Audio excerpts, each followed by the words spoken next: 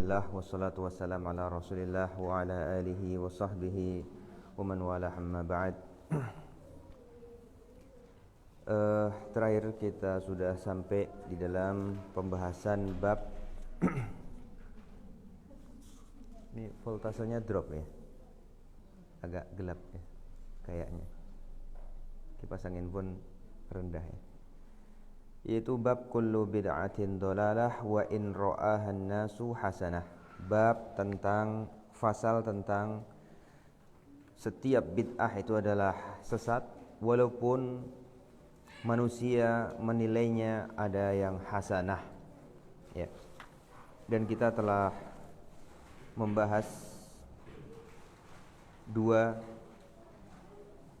syubhat yang dilontarkan oleh orang-orang yang menganggapnya ada yang hasanah. Bahwasanya kata-kata kullu itu terkadang tidak bermakna seluruhnya, tapi ada istisnanya seperti itu. Akan tetapi perkataan Nabi SAW kullu bid'atin dhalalah itu tidak ada istisnanya di dalam hadis ini seperti itu. Dan mereka pertama berdalil dengan kata-kata kullu dalam ayat Allah Subhanahu wa taala tudammiru kulla syai'in bi amri rabbiha. Allah menghancurkan segala sesuatu dengan perintah Rabb-nya. Akan tetapi kata mereka, kullu di sini ternyata tidak hancur semuanya. Ada yang hancur dan ada yang tidak, seperti itu. Maka ini termasuk syubhat yang maghmur, karena syubhatnya ada dua, maghmur dan masyhur. Maghmur itu yang sudah terkubur dan tidak pernah diungkit lagi. Adapun yang masyhur sampai sekarang masih ada. Ini termasuk yang maghmur, sudah tidak diungkit lagi. Karena para mufassirin atau ahli tafsir menjelaskan ya, bahwasanya kullu di sini tetap adalah semuanya, bukan sebagian. Yaitu maksudnya apa? Fal jawab ya. Inna kulla ala umumiha huna aidha. Di sini juga semuanya. Id hiya dammarat kulla syai'in amaraha bihi rabbuha. Yaitu angin itu menghancurkan semuanya yang apa? Yang diperintahkan Rabb-nya. Nah, kalau yang tidak diperintahkan ya tidak, gitu dia. Jadi kullu di sini tetap bermakna semuanya, tidak ada istisna begitu.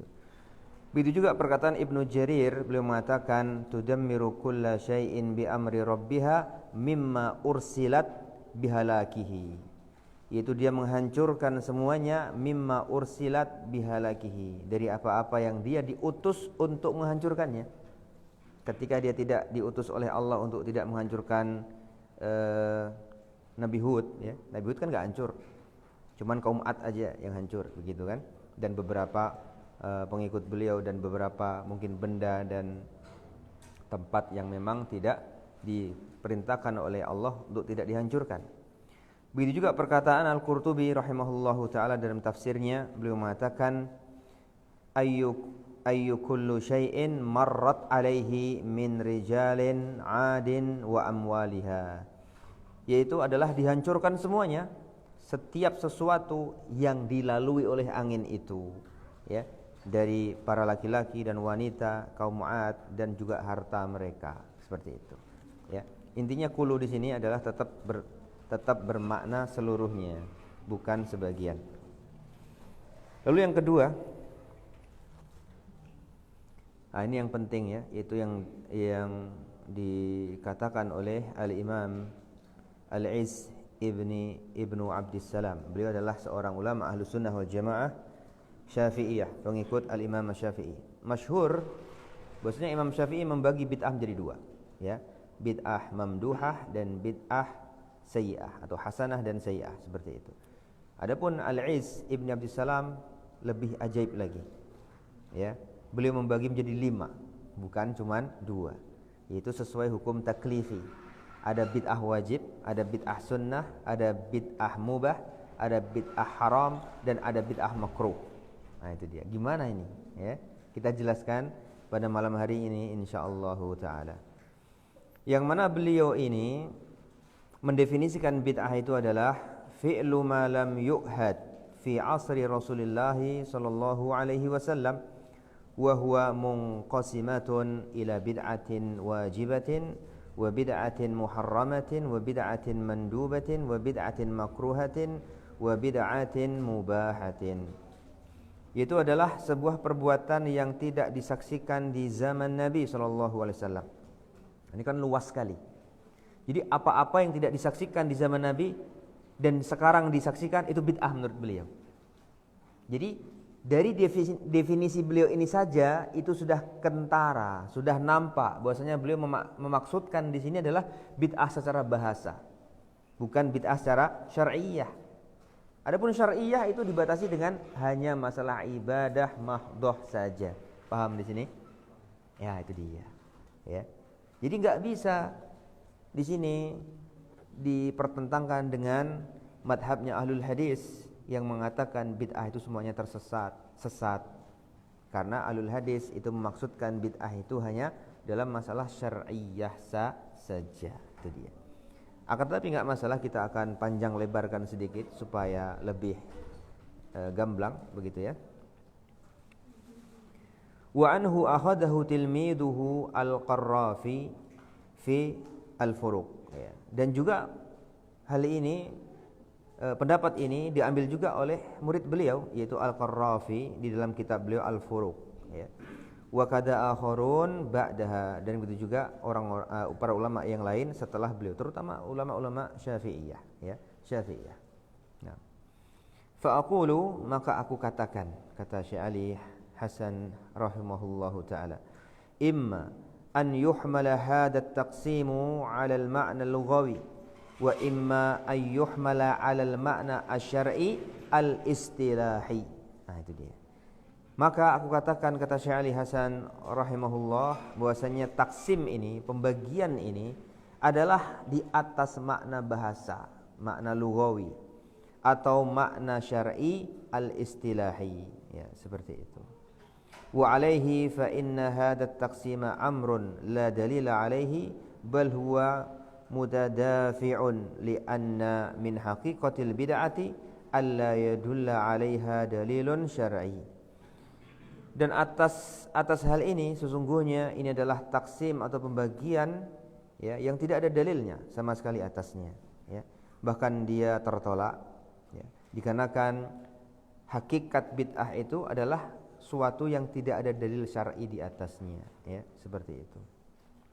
La min nususi syar'i wala min qawaidihi, bukan dari nas-nas syar'i ataupun dari kaidah-kaidahnya. Karena dalil itu bisa berupa kaidah yang disepakati, ijma' para ulama, bisa juga dalil dari Al-Qur'an dan hadis, seperti itu. Id law kana hunaka ma yadullu 'alaiha min asy-syar'i 'ala wujubin aw nadbin aw ibahatin lama kana sammata bid'atun. Karena kalaulah ada di sana dalil yang menunjukkan bahwasanya bid'ah itu ada yang wajib, ada yang sunnah, ada yang ibahah, maka enggak ada lagi bid'ah yang tercela gitu ya, seperti itu. Wala kana al-'amalu dakhilan fi umumil a'mal al-ma'muru biha awil mukhayyara fiha. Dan sungguh amal itu akan masuk ke dalam keumuman amal-amal yang diperintahkan di atasnya, yaitu yang ada pilihannya ataupun yang diperintahkannya. Fal jam'u baina tilkal asya' wa baina kaunil adillati tadullu ala wujubiha aw nadbiha aw ibahatiha jam'un baina mutanafiyain. Maka mengumpulkan ya semua ini di dalam bid'ah, definisi bid'ah, maka itu adalah sebuah ya, bahwasanya dalil itu menunjukkan bahwasanya ketika ada yang wajib, ada yang sunnah, maka itu adalah sebuah ijma' atau pengumpulan sesuatu yang bertentangan. Sesuatu yang bertentangan. Bagaimana Nabi mengatakan seluruh bid'ah adalah dolalah, sesat, finnar, lalu di situ ada yang wajib? Gimana? Bertentangan apa tidak ini? Bertentangan, ya, enggak mungkin, ya, enggak mungkin. Nah, dan Ahlus Sunnah wal Jamaah itu memakai semua dalil. Tidak ada Ahlus Sunnah itu memakai yang ini buang dulu lah, enggak ada. Semua dikumpulkan. itu Ahlussunnah, ya. Seperti itu thariqatul jam'i. Nah. Ammal makruh minha wal muharram, adapun yang makruh dan muharram, ya, famusallam, maka itu selamat. Maksudnya memang itulah bid'ah. Yang kita bahas dulu ya, bahwasanya bid'ah itu imma makruh, imma haram. Enggak ada yang sunnah, enggak ada yang mubah, enggak ada yang wajib apalagi, ya. Famusallamun min jihati kaunihi bid'an, ya, maka itu selamat bahwasanya itulah memang bid'ah. La min jihatin ukhra, tidak dari yang lainnya.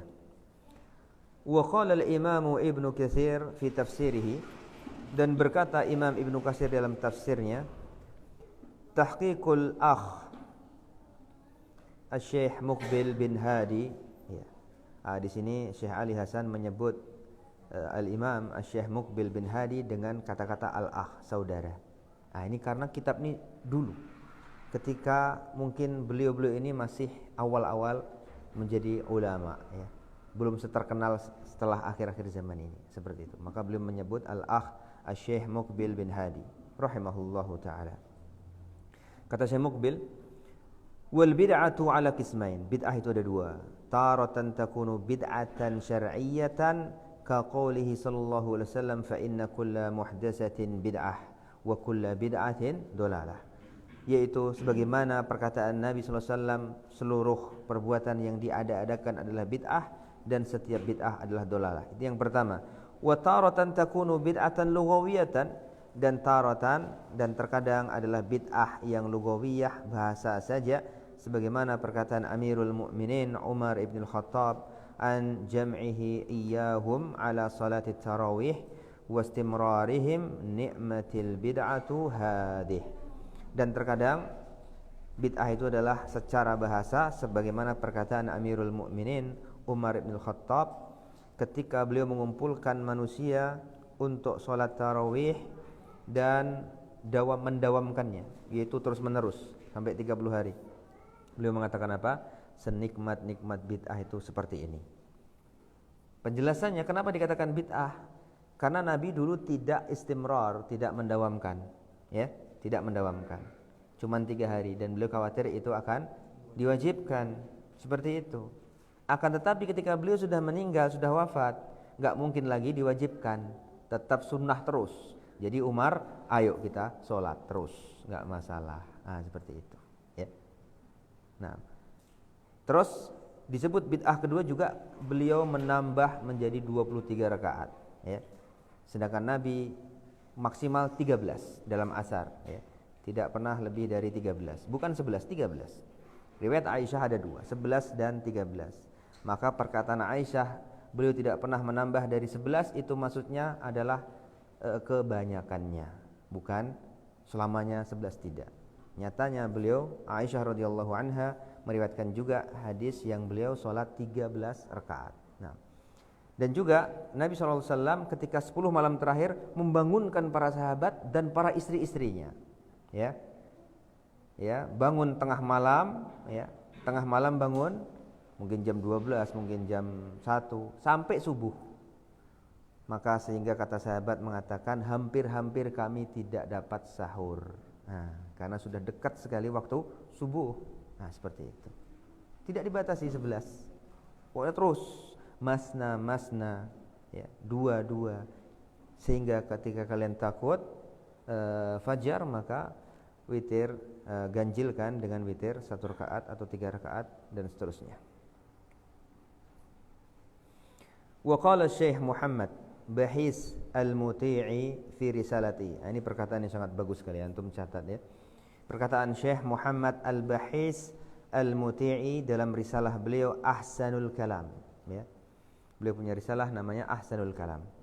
Kata beliau, al-bid'atu syar'iyyatu hiya allati takunu dhalalatan wa madhmumatan. Bid'ah syar'iyyah itu adalah bid'ah yang dolal dan madmumah, yang sesat dan tercela. Itu adalah bid'ah syar'iyyah. Wa ammal bid'atu allati qassamaha ba'dul ulama ila wajibin wa haramin wa ila akhirih.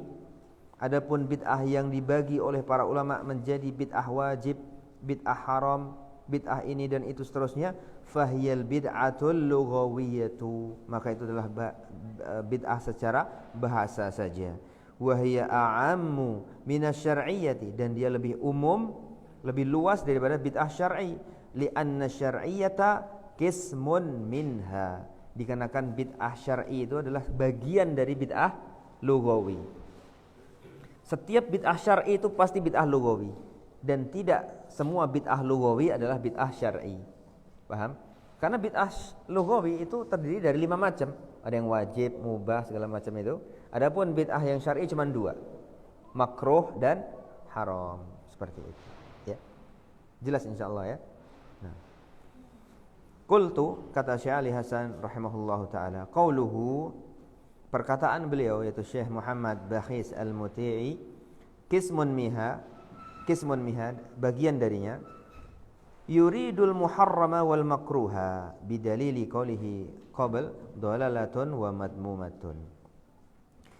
Perkataan beliau qismun minha, bagian darinya, maka ini maksudnya adalah haram dan makruh, dengan dalil perkataan beliau dalalatun wa madmumatun, sesat dan tercela. Dari 5 jenis ini, yang tercela dan sesat hanya 2, tahrim, haram dan makruh. Apa itu tahrim, apa itu makruh? Siapa yang bisa jelaskan? Ayo cepat. Antum, apa itu haram? Sesuatu yang jika dilakukan mendapatkan dosa dan tercela. Antum, makruh apa? Makruh, nah. Suatu yang jika dikerjakan berdosa? Enggak. Tercela. Dilakukan tercela tapi tidak sampai dosa, itu makruh. Ya. Makruh itu dilakukan tercela tapi tidak sampai dosa. Kecuali dia melakukan terus tiap hari, maka itu menjadi haram. Nah, itu dia. Itu makruh, kata Imam Asy-Syatibi rahimahullahu taala.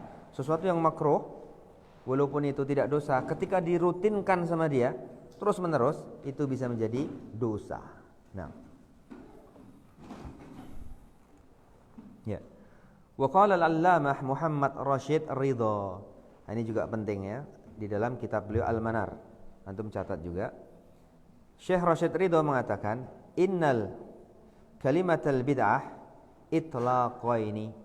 Sungguhnya kalimat bid'ah itu ada 2. Ya, ada 2 kemutlakan. Itlaqan lughawiyan. Yang pertama adalah itlaqan secara bahasa. Bima'na syai' al-jadid alladhi lam yasbiq lahu mislun, yaitu maknanya adalah suatu yang baru dan belum pernah ada pendahulunya, ya, satu pun belum pernah. Itu adalah bid'ah secara lughawiyah. Wa bihadzal ma'na yasihhu qauluhum, maka dengan makna ini sahlah perkataan mereka, innaha ta'tariha al-ahkam al-khamsah, maka menjadi 5 hukum. Betul. Ya.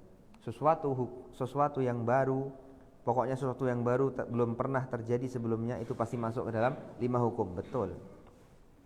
Wa minhu qaulu Umar, kata beliau, ini masih perkataan beliau, dan termasuk perkataan Umar radhiyallahu anhu fi jam'in nasi ala imamin wahid, ketika beliau mengumpulkan manusia di atas satu imam, fi salati at-tarawih, ni'matil bid'atu hadih, bid'ah yang paling nikmat adalah ini kata beliau.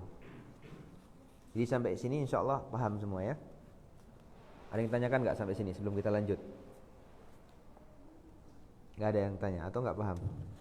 Insyaallah paham ya. Insyaallah mudah ya. Alhamdulillah. Baik, jadi itu perkataan Syekh Rashid Ridha. Beliau tadi mengatakan apa? Ada 2 kemutlakan. Itu kemutlakan yang awal, yaitu kemutlakan secara lughawiyah. Yang kedua adalah itlaqan syar'iyyan diniyan, yaitu kemutlakan secara syar'i, secara dini, ya. Di dalam masalah agama, yaitu masalah ibadah maksudnya. Bimakna ma lam yakun fi asrin Nabi sallallahu alaihi wasallam walam yaji' bihi min amrid din kal aqaidi wal ibadati wat tahrimud dini huwa alladhi warada fihi hadisu fa inna kulla muhdatsatin bid'ah wa kulla bid'atin dhalalah. Yang kedua adalah kemutlakan secara syar'i dengan makna bahwasanya apa-apa yang belum ada di zaman Nabi dan tidak datang atasnya perintah agama seperti dalam masalah akidah dan ibadah. Nah, itu dibatasi di sini. Dibatasi secara syar'i. Dan pengharaman secara din. Dan itulah yang dimaksud dalam hadis, maka sungguhnya setiap perkara yang diada-adakan adalah bid'ah. Maksudnya dalam masalah agama saja, masalah akidah saja, masalah ibadah saja, bukan semua masalah, bukan. Ya. Dan setiap bid'ah itu adalah sesat. Wa huwa la yakunu illa dhalalatan, dan yang jenis ini tidaklah ada kecuali dia sesat, tidak ada yang selain itu. Lianna Allah Ta'ala qad akmala dinahu, karena Allah Ta'ala sudah menyempurnakan agamanya. Wa atamma bihi ni'mata ala khalqih, dan sudah menyempurnakan nikmatnya atas para makhluknya, ciptaannya, hambanya. Falaysa li ahadin ba'da an-nabiyyi an yazida fid dini aqidatan wala ibadatan. Maka tidak boleh ada seorang pun ya setelah Nabi SAW menambah di dalam masalah akidah ataupun ibadah. Wala syi'aran diniyan, dan juga dalam masalah syiar din ya. Wala an yunqisa minhu, dan juga tidak boleh dikurangi darinya. Wala ayyughayyira sifatahu, dan juga tidak boleh merubah sifatnya. Kaja'lis salati al-jahriyati sirriyah, seperti merubah salat jahar menjadi sir ya. Misalkan antum salat isya, ayo kita salat isya tapi sir ya. Ana jadi imam tapi enggak mau mengeraskan misalkan. Ini bid'ah, enggak boleh. Atau sebaliknya, sholat duhur tapi dijaharkan, ini juga nggak boleh. Seperti itu ya. Adapun asar, itu ada asar ya. Sholat asar itu ada asar dari Nabi. Nabi pernah menjaharkannya ya. Tapi antum belum pernah mempraktekkan ya. Sholat asar jahar, ada asarnya ya. Kalau asar ya. Taib.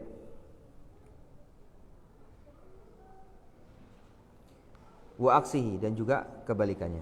Wala ja'lil mutlaq muqayyadan bi zamanin, dan juga tidak bagi ibadah-ibadah yang mutlak lalu dikaitkan dengan zaman tertentu. Misalkan apa?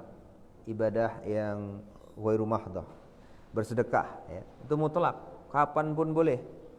Lalu ada orang yang mengkaitkan dengan zaman tertentu. Misalkan hari Jumat, ba'da Jumat, ya itu afdal begini dan begitu. Nah, itu perlu dalil. Itu perlu dalil. Ya, seperti itu. Walaupun di sini ada khilaf ya. Masalah Jum'ah, sedekah di hari Jumat ini ada khilaf. Adapun Syekhul Islam Ibnu Taimiyah, beliau mengatakan memang ada keutamaan. Ya, beliau membawakan banyak dalil, tapi dalil yang umum, bukan dalil yang khusus. Sebagian ulama mengatakan itu tidak ada pengkhususan. Ya, seperti itu. Ini adalah khilaf yang tanawu ya. Khilaf yang tanawu. Au ijtima'in, atau perkumpulan ya. Sesuatu yang tidak pernah dilakukan oleh Nabi SAW, seperti orang-orang yang diingkari oleh Ibnu Mas'ud radhiyallahu an ya. Berzikir bersama-sama berjamaah ya. Ini juga bid'ah. Au infiradin ya, atau yang dilakukan oleh Nabi berjamaah tapi dilakukan mufrad atau munfarid, salat Jumat sendirian misalkan ya. Maka ini juga bid'ah. Lam yarid anis syari', yang mana tidak disyariatkan oleh Allah Subhanahu wa taala. Idzan, kalau begitu, man qassamal bid'ata minal ulama'i ila hasanin wa ghairu hasanin fa innama qassamal bid'ata al-lughawiyata.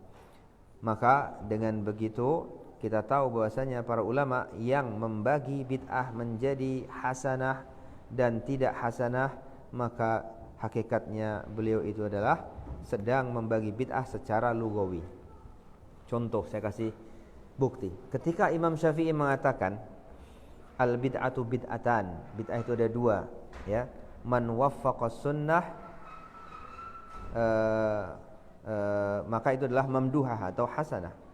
barang bid'ah yang sesuai dengan sunnah maka itu adalah bid'ah yang hasanah, dan yang tidak sesuai dengan sunnah maka dia adalah sayyi'ah, seperti itu. Nah, di sini adalah kita katakan lughawi. Hak ini adalah lughawi secara bahasa. Kenapa? Karena Imam Syafi'i mengatakan man istahsana faqad syara'. Barang siapa menganggap baik sebuah tambahan dalam ibadah itu telah membuat syariat. Lihat. Ya. Berarti yang dimaksud oleh beliau yang hasanah tadi itu di luar daripada unsur syariat, unsur ibadah, gitu dia. Ya.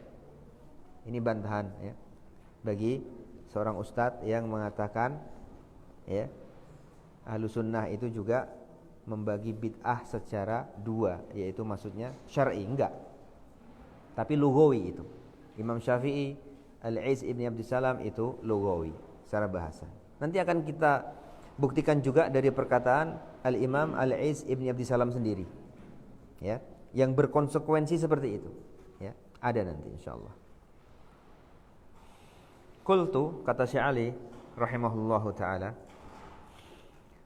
walaqad naqashal Imam Syatibi, dan sungguh Imam Syatibi telah bermunaqasyah ya. Semacam debat itulah ya, rahimahullahu taala. Dalikat taqsim al-khumasi, yaitu mendebat pembagian yang 5 ini. Munaqasyatan mutawwalatan ya, yaitu perdebatan yang panjang di dalam kitab beliau Al-I'tisam. Wa bayyana tahafutahu nulakhisu minhu ma yali, dan menjelaskan perkaranya maka kita ringkas di dalam beberapa hal berikut ini. Yang pertama yaitu masalah pembagian bid'ah di dalam bid'ah yang wajib. Laisa kadzalik, tidaklah seperti itu.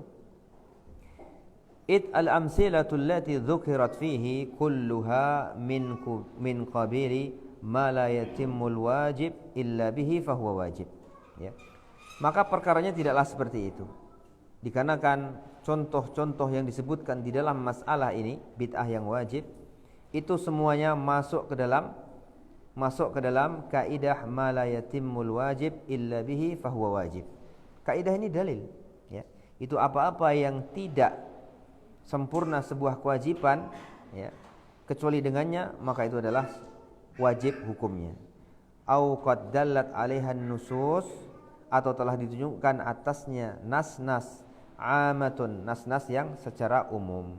Wa 'amila biha salafus salih, dan diamalkan oleh para salaf radhiyallahu anhum. Falaisa fi syai'in minha ayyu bid'ain, maka tidak ada bid'ah sedikit pun di dalamnya ya. Nah, dan dikatakan sendiri oleh sebagian Syafi'iyah yang lain ya, saya lupa namanya, bahwasanya hakikat bid'ah hasanah itu adalah sunnatan hasanatan ya. Terkadang seperti itu. Contohnya adalah yaitu ketika mereka berdalil dengan perbuatan Nabi SAW dan para sahabat ketika Nabi mengatakan siapa yang mau membantu ya para fakir miskin waktu itu.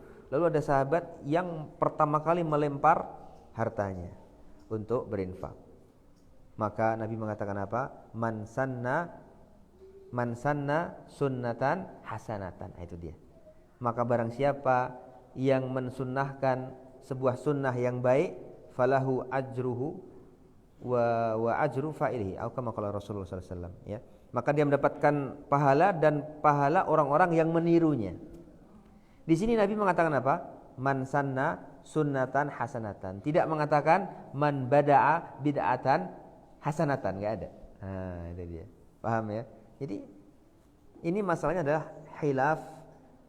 khilaf lafzi saja. Ya, antara madhab ahlul hadis dan Imam Syafi'i dan yang semisal beliau. Adapun orang-orang di belakang ini yang enggak paham menggunakan ini sebagai senjata untuk melegalkan perbuatan bid'ah dolalahnya. Ya. Seperti itu.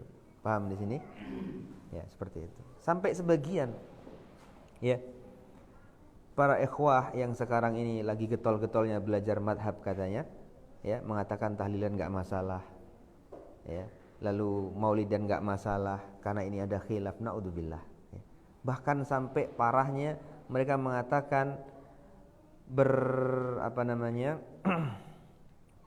meminta pada Allah di sisi kuburan, yaitu menjadikan wasilah, ya, kuburan orang-orang soleh tidak masalah. Naudzubillah, itu dia.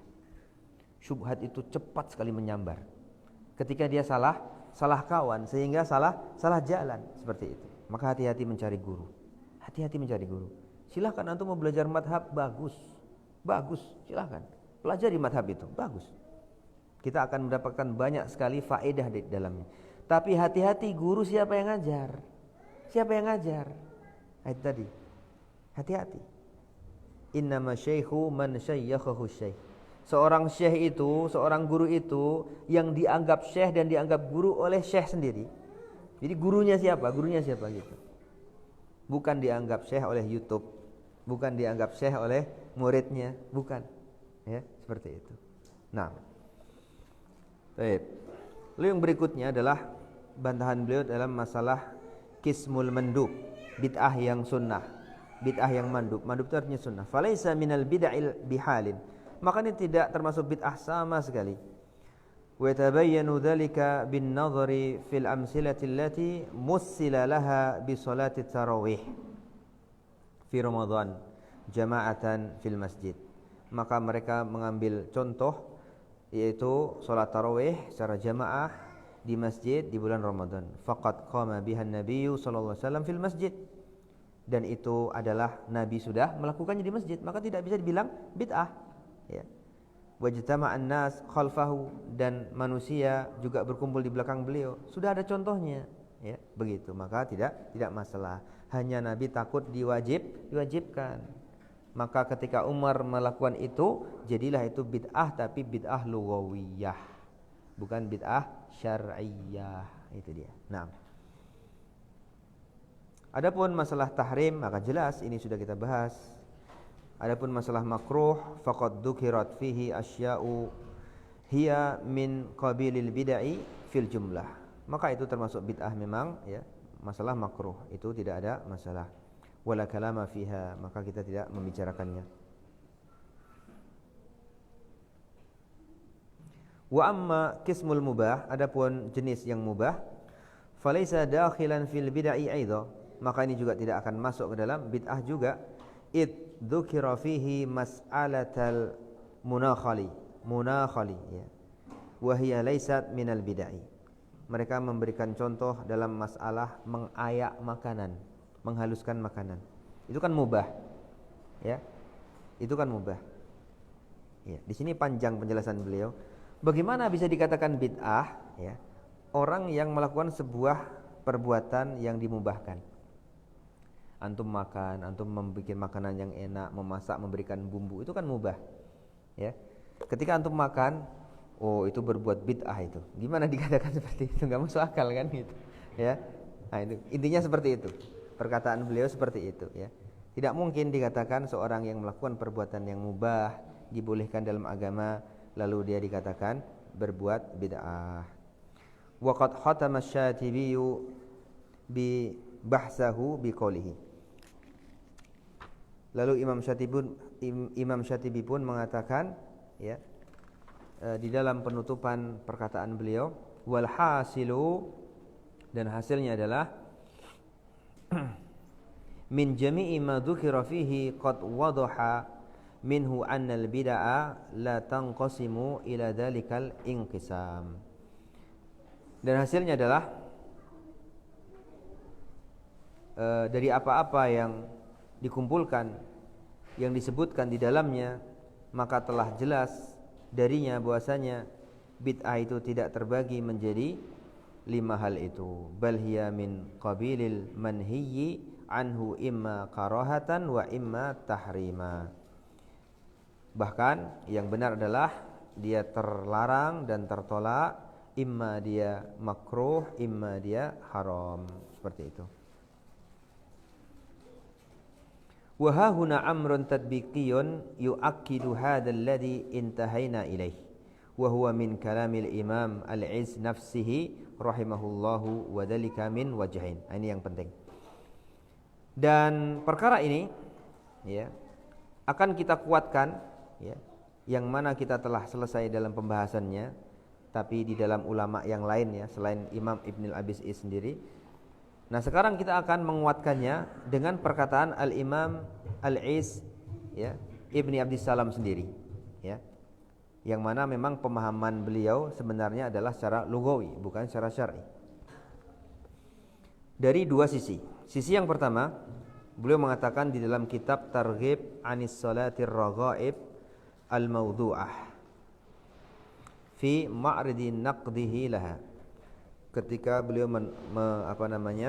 menakat atau membantah tentang salat raghaib.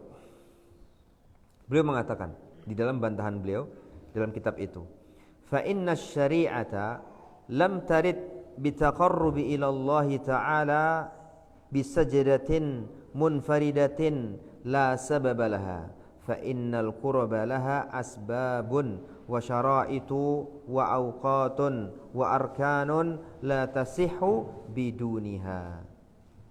Perhatikan, sesungguhnya syariat maka tidaklah ada daripada taqarrub kepada Allah Ta'ala di dalam satu sujud sekalipun yang tidak ada sebabnya, maksudnya tidak ada perintahnya. Maka sungguhnya taqarrub kepadanya itu pasti ada sebabnya, dan ada syarat-syaratnya, dan ada waktu-waktunya, dan ada rukun-rukunnya, dan tidak sah kecuali dengannya. Fakama la yutaqarrabu ila Allah Ta'ala bil wuqufi bi Arafata wa Muzdalifata wa ramyil jimara was-sa'yi baina as-Safa wal Marwah min ghairi nusukin waqi'in fi waqtihi bi asbabihi wa syara'itihi faqadalika la yataqarrabu ilaihi bisajdatin munfaridatin wa in kanat qurbatan idza kana laha sababun sahihun. Maka sebagaimana tidaklah kita bertaqarrub kepada Allah Ta'ala ketika wukuf di Arafah dan Muzdalifah dan melempar jumrah dan sa'i antara Safa dan Marwa tanpa ada nusuk atau manasik, contoh dari Nabi SAW yang ada di dalam waktunya, di dalam sebab-sebabnya, di dalam syarat-syaratnya, maka begitu juga kita tidak bertaqarrub kepada Allah dengan satu sujud sedikit pun, satu sujud sekalipun tanpa ada contohnya dari Nabi SAW yang sahih. Ini dia. Jadi beginilah akidah beliau, i'tiqad beliau, keyakinan beliau dalam masalah ibadah. Berarti yang 5 disebutkan beliau tadi itu adalah secara lugawiyah. Nah, gitu dia. Jadi lengkaplah insyaallah taala penjelasan dari berbagai ulama ya, ulama yang lain dan juga beliau sendiri. Naam. Wa kadzalika la yataqarrabu ila Allah azza wa jal bis salati was siyami fi kulli waqtin wa awanin wa rubbama taqarraba al jahiluna ila Allah ta'ala bima huwa mub'idun anhu min haitsu la yash'urun. Dan begitu juga tidaklah kita bertaqarrub kepada Allah azza wa jal dengan satu salat dan puasa di setiap waktu dan keadaan ya, kecuali dengan sebab tadi. Dan terkadang ada orang-orang yang jahil bertaqarrub kepada Allah Ta'ala dengan apa-apa yang sesungguhnya hakikatnya adalah justru menjauhkan dia dari Allah Ta'ala ya, tanpa dia menyadarinya, karena tanpa perintah dari Allah Ta'ala dan Rasulnya. Wa qad 'allaqa 'alaihi syekhuna al-allamah al-Albani hafizahullah rahimahullah ta'ala fil musajalati.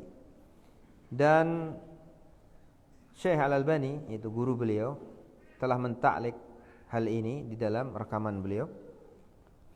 Hada mimma yush'iru annahu rahimahullah la yara al-bid'ata al-hasanata bil mafhumi as-sa'idi 'indal mutaakhirin.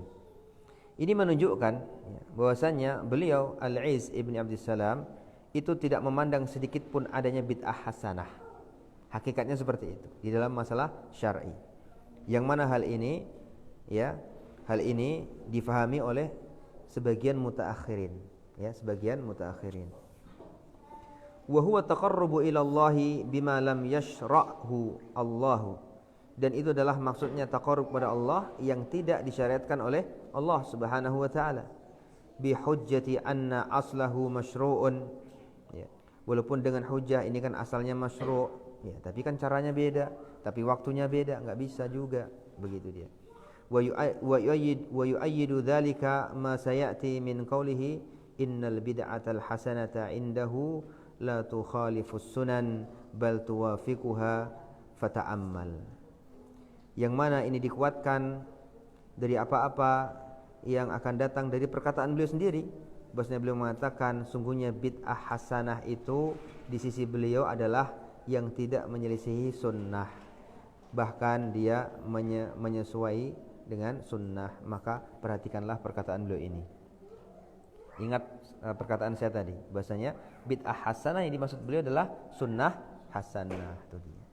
Jadi sebenarnya khilafnya adalah khilaf lafzi. Nah, qultu, kata Syekh Ali Hasan rahimahullah, wa dzalika qawluhu raddan ala Ibn Salah haitsu i'tarafa anna salatar raghaib bid'atun faradda al-izzu alaihi. Ini adalah semua tadi adalah perkataan dari Al-Izz Ibn Abdus Salam sendiri dalam bantahan beliau terhadap salat raghaib adalah bid'ah. Maksudnya bukan seperti itu.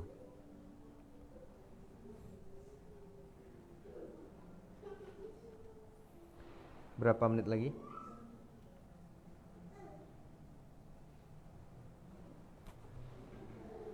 Berapa menit lagi? 5 menit lagi, taib. Nah, itu yang pertama ya. Yang kedua insya Allah akan kita lanjutkan bulan depan, ya, yaitu perkataan dari Al-Izz Ibn Abdus Salam sendiri. Insya Allah ada 2. Tadi baru yang pertama, dan yang kedua insya Allah bulan depannya. Kalau ada pertanyaan sebelum kita tutup, dipersilahkan. Ya, silakan, Pak.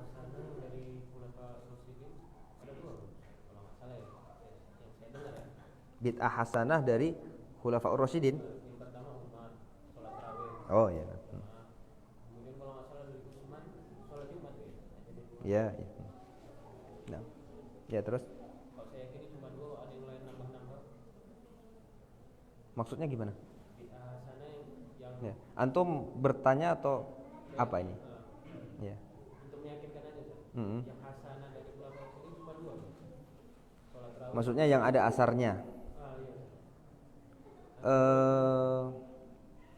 Ada riwayat juga dari Ibnu Umar, ya, yang meriwayatkan hadis ini bahwasanya bahwasanya bid'ah itu semuanya adalah dolal walaupun manusia menganggapnya hasanah. Beliau mengatakan salat duha itu bid'ah hasanah, bid'ah. Ibnu Umar ada mengatakan seperti itu. Ini juga lugawi, sama dengan bapaknya. Karena beliau sendiri yang mengatakan walaupun manusia menganggapnya baik, seperti itu.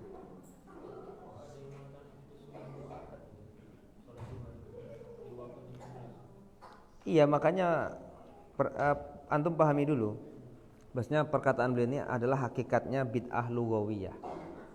Antum pahami bid'ah lugawiyah itu enggak ada masalah. Nah gitu, bukan bid'ah syar'iyyah. Antum pahami ini dulu. Kalau antum enggak paham ini bingung nanti. Iya, bingung. Jadi lugawiyah itu hakikatnya bukan bid'ah. Contohnya saya mengatakan, ya, ini kitab ini bid'ah ini. Karena dulu zaman Nabi enggak ada seperti ini. Ditulisnya dalam kulit, ya kan, tidak di print. Ini bid'ah, tapi nggak dosa. Nah gitu, justru ini adalah suatu yang baik, begitu dia. Paham? Jadi bid'ah lugawi itu nggak dosa, bukan yang dimaksud Nabi dolal dan dia terancam neraka, tidak. Yang dimaksud Nabi itu dolal dan terancam neraka hanya 2, yang haram dan yang makruh saja, ya, di dalam masalah syariah, ibadah, diniyah, bukan masalah dunia, begitu dia.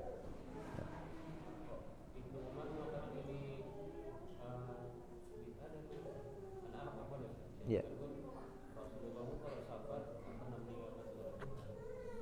Ya, jadi masalah sholat duha ini, ya, juga para ulama itu berbeda pendapat, ya.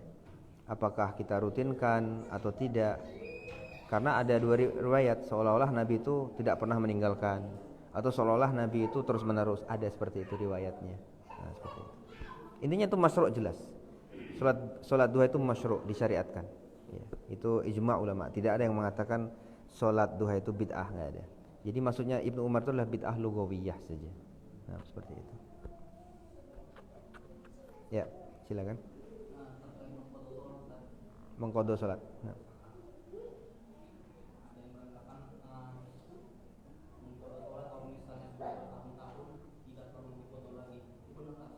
Nah.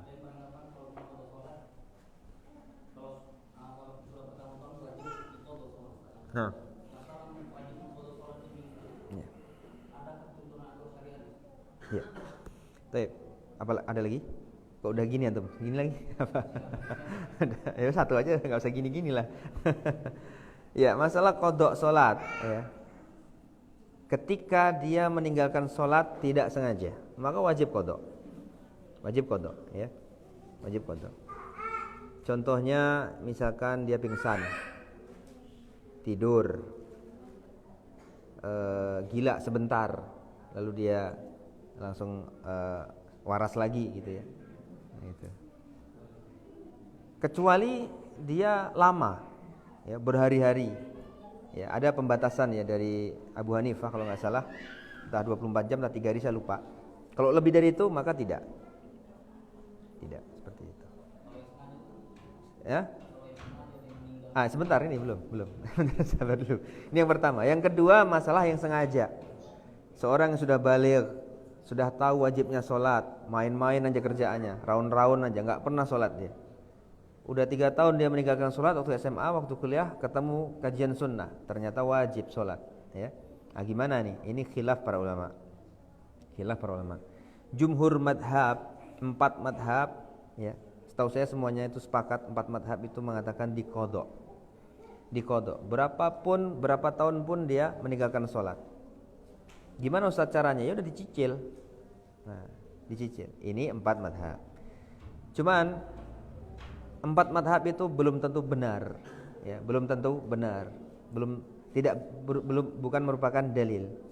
Pendapat Syekhul Islam Ibnu Taimiyah rahimahullahu taala dan juga Syekh Ibnu Utsaimin rahimahullahu taala dan juga beberapa ulama yang lain, bisa dikatakan minoritas ulama ya. Dan itu yang saya yakini benar, tidak wajib diqadha. Termasuk Ibnu Hazm kalau nggak salah. Karena apa? Karena Allah tuh mewajibkan sholat itu di waktu-waktu yang tertentu. Ya, di waktu-waktu yang tertentu. Sahnya di waktu-waktu yang tertentu. Kalau belum masuk waktu antum sholat sengaja nggak sah. Begitu juga antum sengaja di luar waktu, setelah waktu selesai juga nggak sah. Jadi ngapain diqadha? Kalau sah udah nanti aja lah. Sholat Isya kalau udah besok aja nggak apa-apa. Nah gitu gimana? Nggak sah tetap. Nggak boleh. Berarti gimana dong? Tobat aja. Nah gitu dia.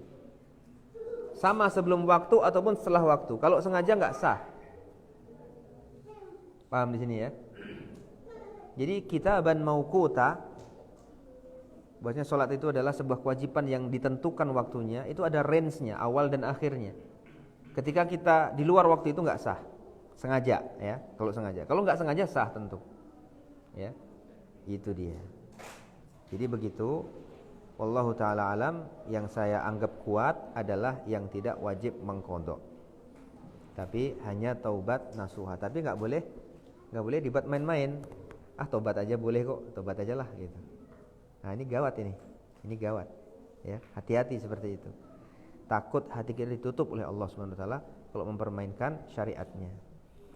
Mungkin itu saja yang bisa saya sampaikan. Kurang lebihnya saya mohon maaf. Subhanakallahumma bihamdika asyhadu an la ilaha illa anta astaghfiruka wa atubu ilaik. Assalamualaikum warahmatullahi wabarakatuh.